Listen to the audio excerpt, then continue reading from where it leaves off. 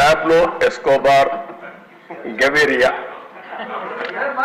అతను ఇదేనండి, ఎస్కోబార్ అనే వ్యక్తి కొలంబియన్ డ్రగ్ లార్డ్. ఇతను నార్కో టెర్రరిస్ట్. అతను పాలిటీషియన్ అయిపోయాడు. అతను ఏం చేశాడంటే మొత్తం ఒక లీడర్గా తయారై మెడిలిన్ కార్టెల్ అనే పేరు పెట్టి ఈ డ్రగ్స్ అమ్మడానికి కారిడార్స్ ఎస్టాబ్లిష్ చేశాడు. ఎస్టాబ్లిష్ చేసి మొత్తం దీంట్లో $30 బిలియన్ డబ్బులు సంపాదించి అది ఈరోజు $90 బిలియన్ వర్త్ ఆఫ్ వెల్త్ సంపాదించాడు దీంట్లో. ఇది సంపాదించిన తర్వాత మీరు ఒకసారి చూస్తే 77లో అరెస్ట్ అయ్యాడు.